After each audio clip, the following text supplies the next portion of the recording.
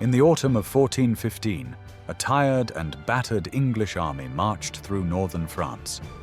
Their king, Henry V, had invaded months earlier, hoping to press his claim to the French throne. But after a long and punishing siege at Harfleur, disease, hunger, and exhaustion had thinned his ranks. By the time Henry led his men toward Calais, he had perhaps 6,000 soldiers. Waiting for him at Agincourt was the full might of France. Estimates vary, but most agree the French outnumbered the English at least 3-1. A wall of armored knights and men-at-arms, France's nobility in shining steel, stood ready to crush the weary invaders. Henry arranged his army with precision. At the center stood his men-at-arms, dismounted and forming a solid defensive line. On either flank, he placed his secret weapon, thousands of English and Welsh longbowmen.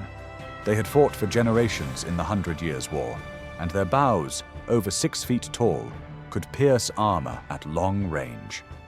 To defend themselves, they planted sharpened stakes into the ground, angled outward to break any cavalry charge. The field of Agincourt was narrow and muddy, hemmed in by woods. Rain had turned the earth to thick clay.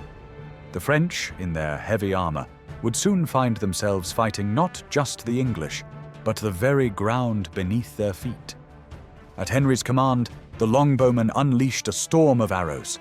The French cavalry charged, only to be broken on the stakes and cut down by shafts raining from above. Then came the mass of French infantry, advancing through mud that sucked at their legs.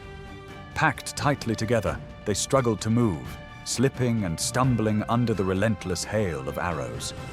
When the French finally reached the English line, they were exhausted.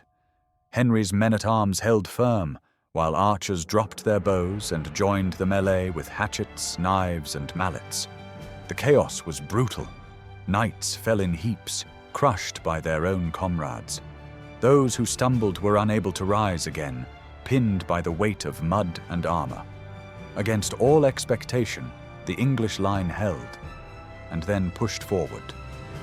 What was meant to be a glorious French victory collapsed into disaster. Thousands of French nobles were slain or captured, including many of the kingdom's leading lords. English losses, by contrast, were remarkably light. Agincourt became legend. For the English, it was proof of discipline, cunning, and the power of the longbow.